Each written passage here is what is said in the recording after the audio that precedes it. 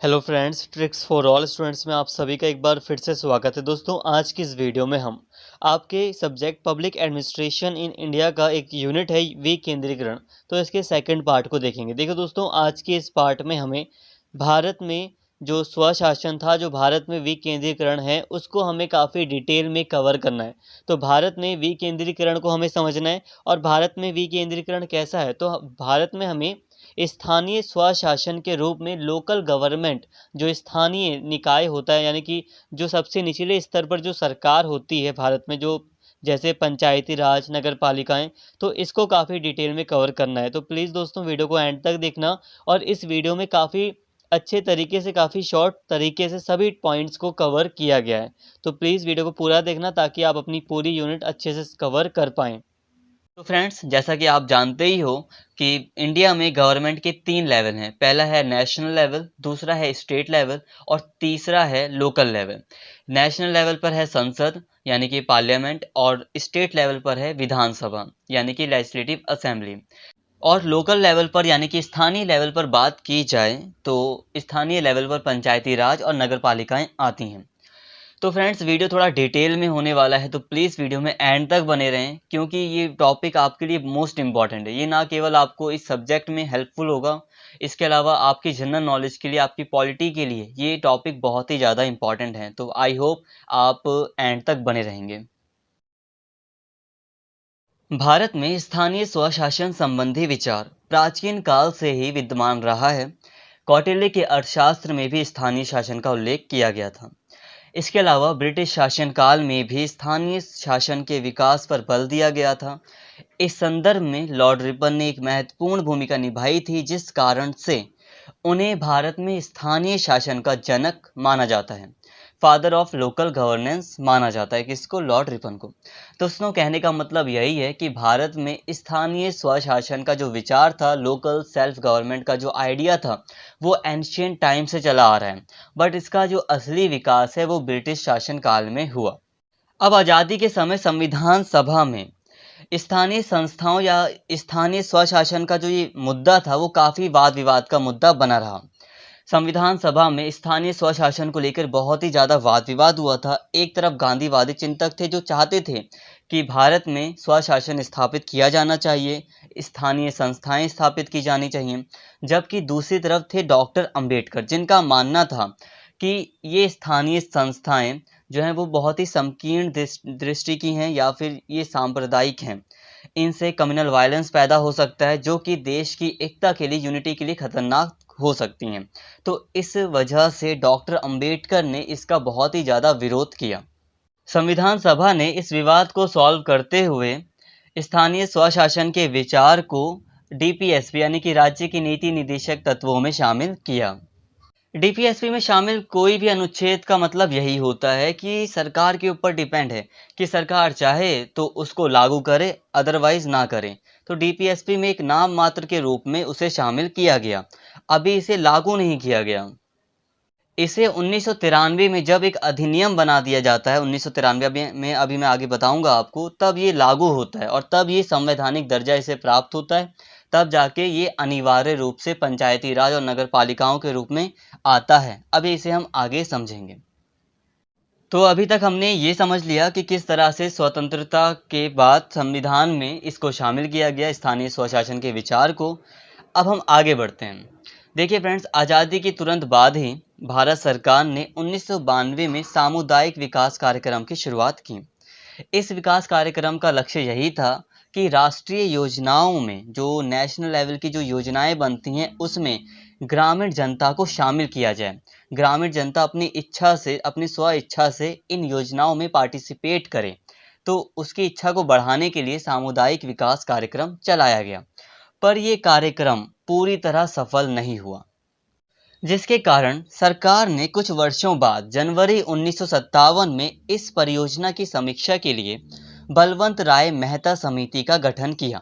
मतलब अब सरकार ने सोचा ना कि जो ये हमारी परियोजना है वो असफल क्यों हो गई, इसकी जांच के लिए उन्होंने बलवंत राय मेहता समिति का गठन किया और इस समिति ने नवंबर 1957 में ही अपनी रिपोर्ट सरकार को सौंप दी और कुछ सिफारिशें की। इसने सरकारों को कुछ गलतियां बताई कि आपकी परियोजना क्यों असफल हुई। इसके साथ ही इसने कुछ महत्वपूर्ण सिफारिशें की थी जो कि हमारे लिए बहुत ही इम्पॉर्टेंट हैं। तो फ्रेंड्स, यहाँ पर कुछ सिफारिशें दिखाई गई हैं, तो प्लीज़ इनको एक बार समझ लेते हैं। तो इस समिति ने कुछ सिफारिशें की। इसने कहा कि पंचायती राज की स्थापना की जानी चाहिए, वो भी 3 स्तर पर। गांव के लेवल पर ग्राम पंचायत होनी चाहिए, ब्लॉक के लेवल पर यानी कि ब्लॉक स्तर पर पंचायत समिति यानी कि पंचायत कमेटी होनी चाहिए, और डिस्ट्रिक्ट लेवल पर जिले के स्तर पर जिला परिषद यानी कि डिस्ट्रिक्ट काउंसिल होनी चाहिए। इसके अलावा ग्राम पंचायत के प्रतिनिधियों का चुनाव प्रत्यक्ष रूप से किया जाए, जबकि पंचायत समिति और जिला परिषद के प्रतिनिधियों के चुनाव अप्रत्यक्ष तौर से किए जाएं। इसने ये एक सिफारिश की थी कि जो ग्राम पंचायत है, जो गांव के लेवल की जो पंचायत है, उसके सदस्यों का चुनाव प्रत्यक्ष रूप से जनता चूज कर ले, मतलब वोटिंग के जरिए जनता चूज कर लेगी उनको।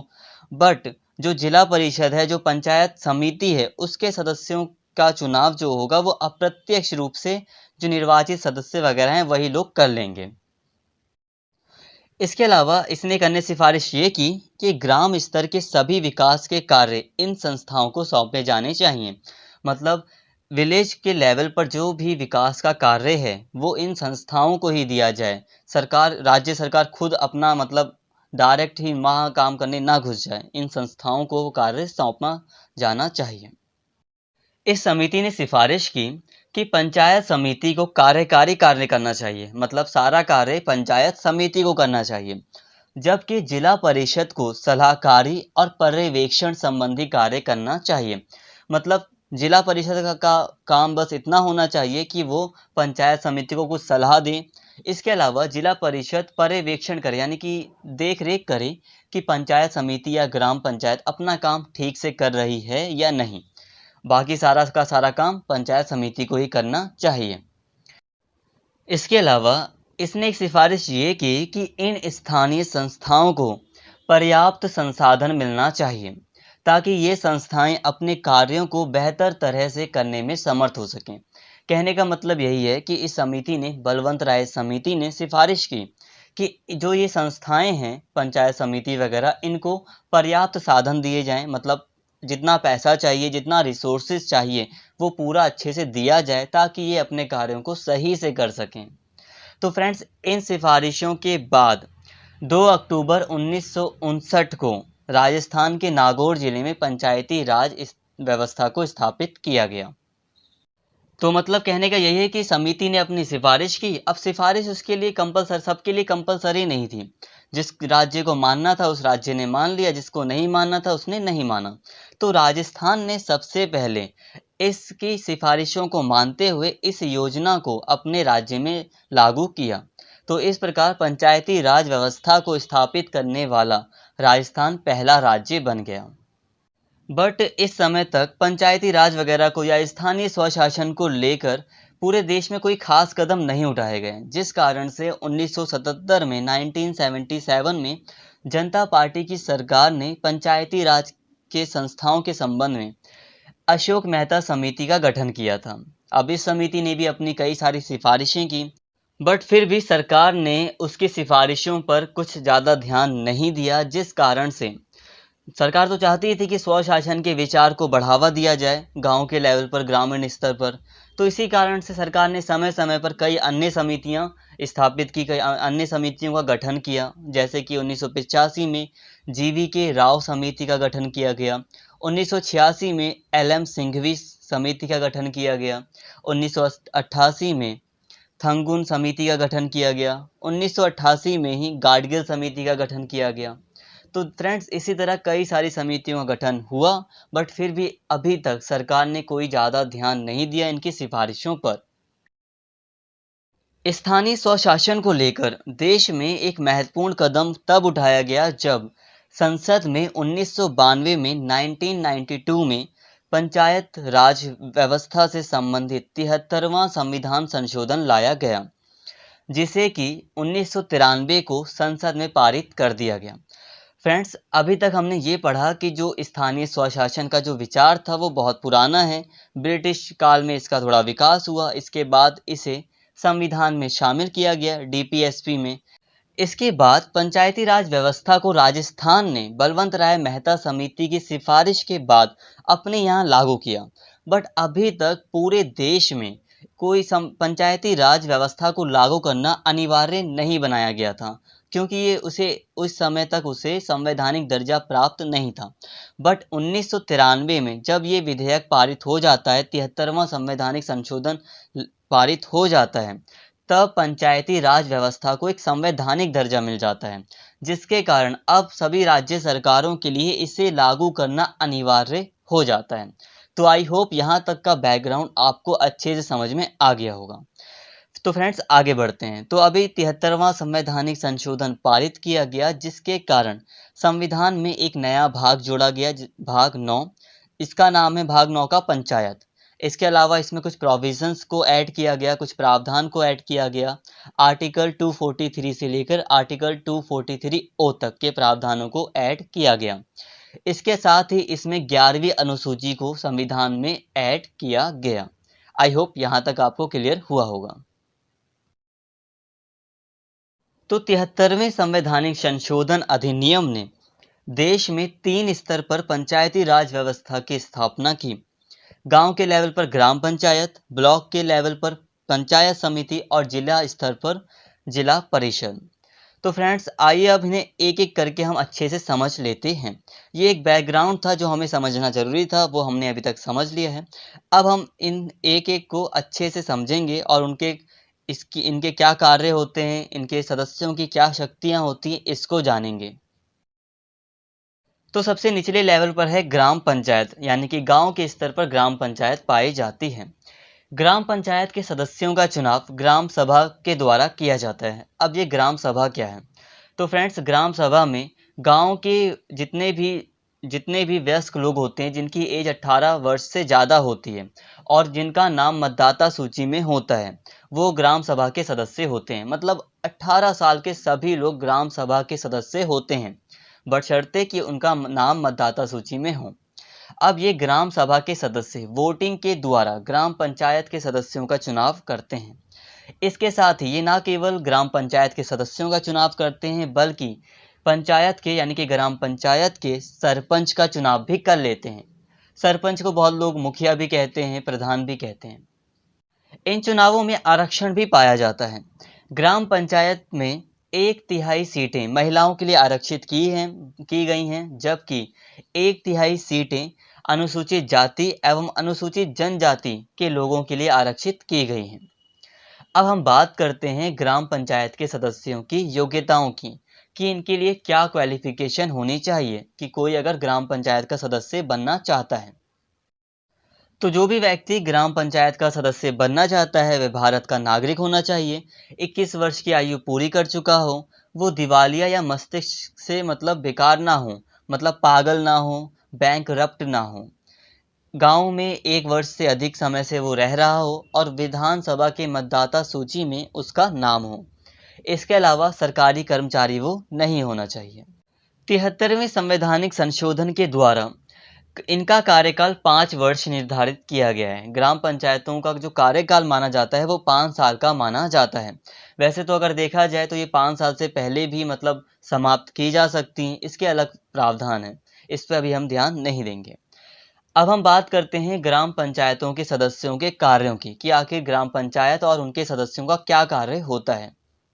इनके कई कार्य होते हैं, जैसे कि अपने ग्राम की विकास के लिए वार्षिक योजनाएं तैयार करना, प्राकृतिक आपदा के समय सहायता के से संबंधित कार्य करना, सार्वजनिक संपत्ति जो पब्लिक प्रॉपर्टी होती है उस पर अगर कोई गैर कानूनी तरीके से कब्जा कर लेता है तो उसको हटवाना।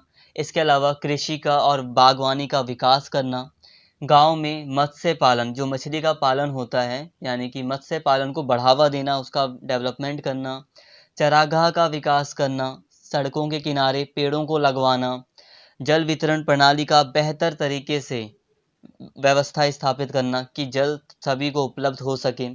इसके अलावा छात्रावास, तालाब, सार्वजनिक पार्क जो पब्लिक पार्क वगैरह होते हैं, खेल कूद के जो मैदान होते हैं उनकी व्यवस्था करवाना, ये कार्य होता है। वैसे इसके अलावा कई और कार्य भी ग्राम पंचायत के होते हैं। अब हम बात करते हैं पंचायत समिति की। अब पंचायत समिति में भी जो सदस्य होते हैं उनका चुनाव जनता के द्वारा ही होता है, बट जो इसके अध्यक्ष होते हैं उसका चुनाव जनता नहीं करती है। उसका चुनाव जो निर्वाचित सदस्य होते हैं वही अपने में से किसी को अपना अध्यक्ष चूज कर लेते हैं। अब इनके सदस्यों की योग्यताएं भी वही हैं जो ग्राम पंचायत के सदस्यों की योग्यताएं होती हैं, जैसे कि भारत का नागरिक हो, 21 वर्ष की आयु पूरी कर चुका हो, दिवालिया ना हो और सरकारी कर्मचारी ना हो। पंचायत समिति में जो सदस्य जनता के द्वारा चुनकर आते हैं उनके अलावा भी कई सदस्य होते हैं, जैसे कि जो ग्राम पंचायत के मुखिया होते हैं वो भी पंचायत समिति के सदस्य होते हैं।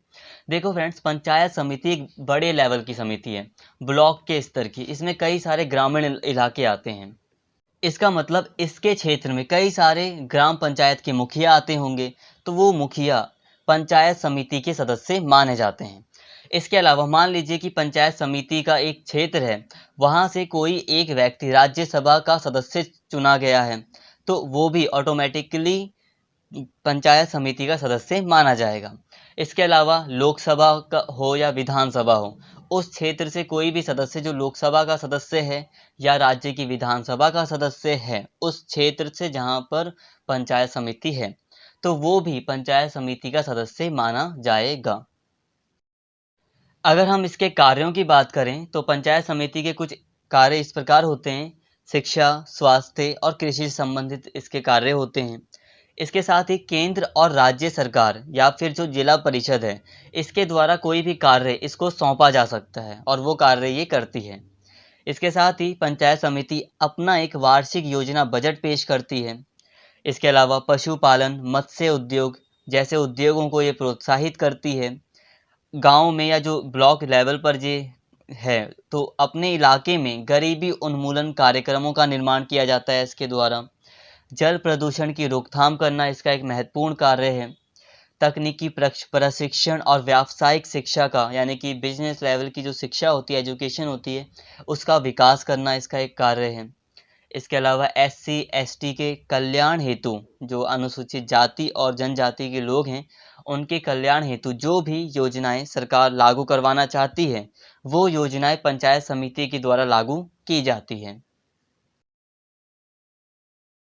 अब हम बात करते हैं जिला परिषद की। जिला परिषद सर्वोच्च है, सबसे ऊपर जिला परिषद आती है। प्रत्येक जिले में, हर एक डिस्ट्रिक्ट में एक ही जिला परिषद होती है। इसमें भी आरक्षण की व्यवस्था की गई है, मतलब सदस्यों का चुनाव जनता के द्वारा किया जाता है, पर इसमें भी आरक्षण होता है। 1/3 आरक्षण महिलाओं के लिए है, 1/3 SC और ST के लिए है। अब अगर इसकी योग्यताओं की हम बात करें तो योग्यताएं वही हैं इसके सदस्यों की जो पंचायत समिति के सदस्यों की थी। जिला परिषद में निर्वाचित क्षेत्रों से निर्वाचित सदस्य जो आते हैं, जो चुनकर आते हैं, वो तो होते ही हैं इसके सदस्य। इसके अलावा जिले से चुने गए लोकसभा और विधानसभा के सदस्य, राज्यसभा के सदस्य जो कि जिले से ही चुने गए हैं, वो भी जिला परिषद के सदस्य होते हैं। और इसके अलावा सभी पंचायत समितियों के अध्यक्ष जिला परिषद के अध्यक्ष होते हैं। तो फ्रेंड्स, आई होप यहाँ तक क्लियर हो गया होगा। अब हम जिला परिषद के कार्यों की बात करते हैं। जिला परिषद के कार्य कुछ इस प्रकार हैं। पंचायत समितियों के कार्यों में समन्वय स्थापित करना। अब एक डिस्ट्रिक्ट में कई सारी पंचायत समितियां होती हैं, तो उनके कार्यों में समन्वय स्थापित करना, संतुलन लाना, ये इसका एक महत्वपूर्ण कार्य है। इसके अलावा पंचायत समिति अपना वार्षिक बजट तैयार करती है और किसको भेजती है? जिला परिषद को, और जिला परिषद इस पर अपनी स्वीकृति देती है। हो सकता है कि कई बार ये अपनी अस्वीकृति भी दे दें। इसके अलावा पंचायत समिति को उसके कर्तव्य पालन के संबंध में जिला परिषद आदेश भी दे सकती है कि तुम अपना ये काम करो। जिले के ग्रामीण विकास के संबंध में सरकार को सुझाव देना। अब जिला है, डिस्ट्रिक्ट लेवल है, बड़ा लेवल है, तो ये सरकार को सुझाव भी दे सकती है कि किस तरह से गाँव में विकास किया जा सकता है। इसके अलावा कई और कार्य हैं, जैसे कि कृषि उत्पादन बढ़ाने से संबंधित कार्य, भूमि सुधार, भूमि संरक्षण, सिंचाई साधनों के निर्माण से संबंधित कार्य भी जिला परिषद करती है। इसके साथ ही गांव के कमजोर वर्ग हैं जो, उनकी स्थिति में सुधार करने से संबंधित कार्य भी जिला परिषद के द्वारा किए जाते हैं। तो अभी तक हमने ग्रामीण स्तर पर स्थानीय स्वशासन को समझ लिया कि पंचायती राज के माध्यम से, पंचायती राज के द्वारा ग्रामीण स्तर पर गांव के लेवल पर स्थानीय स्वशासन किया जाता है। तो अब हम बात करते हैं शहरी स्थानीय स्वशासन की। 1993 में ही 74वां संवैधानिक संशोधन पारित किया गया, जिसके द्वारा शहरों में स्थानीय स्वशासन यानी कि सेल्फ गवर्नेंस की व्यवस्था की गई। इसमें संविधान में इसके तहत 9A भाग जोड़ा गया, एक नया भाग 9A जोड़ा गया। इसके अलावा कुछ प्रोविजंस को जोड़ा गया आर्टिकल 240P से लेकर आर्टिकल 240ZG तक। ZG का मतलब है कि आर्टिकल 240Z तक गए होंगे पहले, फिर आर्टिकल 240ZA, इसी तरह फिर करते करते G तक। इसमें नगर पालिकाओं को अच्छे से वर्णन किया गया है। इसके अलावा संविधान में 12वीं अनुसूची जोड़ी गई। जिस तरह गांव में यानी कि ग्रामीण लेवल पर 3 स्तरीय स्वशासन की व्यवस्था की गई है, उसी तरह शहरों में भी 3 स्तरीय स्वशासन की व्यवस्था की गई है, सेल्फ गवर्नेंस की व्यवस्था की गई है। सबसे निचले लेवल पर है नगर पालिका। नगर पालिका के जो निर्वाचन क्षेत्र हैं उसको वार्ड कहा जाता है। मतलब नगर पालिका के जो सदस्य हैं उनका चुनाव जनता के द्वारा ही होता है और इसके निर्वाचन क्षेत्रों को वार्ड कहा जाता है। दोस्तों, वार्ड आपने सुना भी होगा अगर आप शहर में रहते हैं तो प्रत्यक्ष तौर पर प्रतिनिधि चुने जाते हैं और इसमें भी आरक्षण की व्यवस्था की गई है। 1/3 सीटें, जो नगर पालिका की 1/3 सीटें होती हैं, वो महिलाओं के लिए आरक्षित हैं। इसके अलावा 1/3 सीटें SC और ST वर्ग के लोगों के लिए आरक्षित की गई हैं।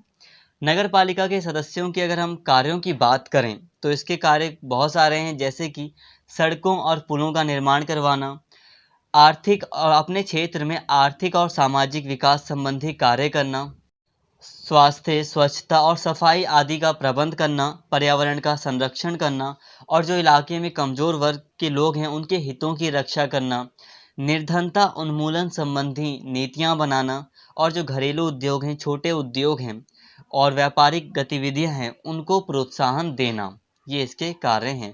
इसके अलावा कुछ अन्य कार्य भी नगर पालिका करती है। तो आई होप फ्रेंड्स नगर पालिका आपको समझ में आ गया होगा। इसके निर्वाचन क्षेत्रों को वार्ड कहते हैं और नॉर्मली आपने पार्षद वगैरह जो चुना होगा वो इन्हीं वार्डों से चुन के आते हैं। अब हम बात करते हैं नगर परिषद की। ये मध्यम स्तर पर नगर परिषद पाई जाती है। इसमें सदस्यों का चुनाव प्रत्यक्ष रूप से होता है और इसमें भी आरक्षण की व्यवस्था की गई है। इसमें 1/3 सीटें महिलाओं के लिए और 1/3 सीटें SC और ST वर्ग के लोगों के लिए आरक्षित की गई हैं। अगर हम इसके कार्यों की बात करें तो सफाई का प्रबंध करना, स्वच्छ पानी का प्रबंध करना, जन्म और मृत्यु संबंधी रजिस्ट्रेशन करना, नगरों के गलियों के नाम और मकान नंबर लगाना। मतलब नगरों की जो गलियां हैं वो डिसाइड किया जाता है कि किस गली का क्या नाम होगा, कौन सी गली किस नंबर से जानी जाएगी, गली नंबर 5, गली नंबर 6, किस मकान का क्या नंबर होगा, ये सारी चीज़ें करना इसका प्रमुख कार्य होता है। इसके अलावा खेल के मैदान और जो पब्लिक पार्क वगैरह होते हैं उसकी व्यवस्था करना, यातायात संबंधी प्रबंध करना, ये इसके कुछ महत्वपूर्ण कार्य हैं। सबसे ऊपर आती है नगर निगम। नगर निगम जो 3 स्तर का जो स्वशासन है उसमें सर्वोच्च स्तर पर नगर निगम है। नगर निगम की स्थापना संसद या राज्यों के विधान मंडलों द्वारा निर्मित कानून के अनुसार की जाती है। वर्तमान 100 शहरों में नगर निगम स्थापित है। ये बड़े शहरों में पाई जाती है। नॉर्मली राज्य सरकार 50,000 से अधिक जनसंख्या वाले क्षेत्र में नगर निगम की स्थापना करती हैं और इसके सदस्यों का चुनाव भी होता है प्रत्यक्ष रूप से ही और इसमें भी आरक्षण की व्यवस्था की गई है। 1/3 सीटें महिलाओं के लिए और 1/3 सीटें SC और ST वर्ग के लोगों के लिए आरक्षित हैं। इसकी पहली बैठक में महापौर यानी कि जो मेयर होता है उसका चुनाव कर लिया जाता है। मेयर का चुनाव 1 वर्ष के लिए होता है। 1 वर्ष के लिए कोई भी व्यक्ति महापौर या मेयर चुना जाता है।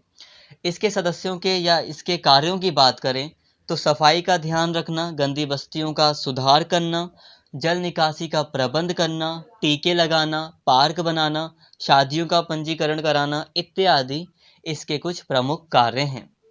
आई होप ये वीडियो आपको पसंद आया होगा। तो फ्रेंड्स अगर वीडियो अच्छा लगा हो तो प्लीज़ चैनल को सब्सक्राइब कर लीजिए और इस वीडियो को ज़्यादा से ज़्यादा शेयर कीजिए और लाइक कीजिए। Thank you.